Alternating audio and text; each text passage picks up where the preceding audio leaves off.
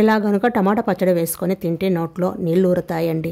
అంత రుచిగా ఉంటుంది. ఈ టమాటా పచ్చడి అయితే సంవత్సరం రోజుల పాటు నిల్వ ఉంటుంది. టమాటా పచ్చడి చేయడానికి నేను 2 కేజీల టమోటాలను తీసుకున్నానండి. వీటిని శుభ్రంగా కడిగి తేమ లేకుండా తుడుచుకొని ఫ్యాన్ గాలికి 1 గంట పాటు ఆరబెట్టుకోండి. తర్వాత ముక్కలుగా కట్ చేసుకొని ఒక డబ్బాలో వేసుకోండి. మధ్యలో ఉన్న గ్రీన్ కలర్ పార్ట్ని తీసేయండి. ఇలా మొత్తం కట్ చేసుకున్న తర్వాత ఇందులో 2 డబ్బాలు ఉప్పు వేసుకోవాలి. వెయిట్లో వచ్చేసి 400 గ్రాములు ఉంటుంది. 3 రోజుల పాటు నానబెట్టుకోవాలి. 3 రోజుల తర్వాత చూడండి ఊట బాగా వచ్చేసింది. ఈ టమాటా ముక్కలు బాగా పిండుకొని ఎండలో ఆరబెట్టండి. మనం పచ్చడి రుబ్బుకుంటాము అనుకున్నప్పుడు ఒక పూట ముందు చింతపండును 200 గ్రాములు వేసుకొని కలిపి పక్కన పెట్టండి. ఇలా టమాటా ముక్కలు ఎండిన తర్వాత మెత్తగా పౌడర్ చేసి పక్కన పెట్టండి.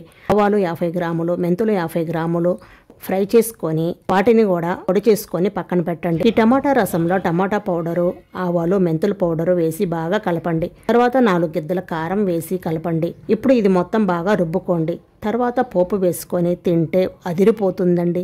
ఇంకెందుకు ఆలస్యం, మీకు టేస్ట్ ఎలా అనిపించిందో మాకు కామెంట్ రూపంలో తెలియచేయండి. ఈ వీడియో మీకు పూర్తిగా కావాలంటే పైన ప్లే బటన్ ఉంటుంది, దాన్ని క్లిక్ చేయండి. మీకు వీడియో ప్లే అవుతుంది. Thank you.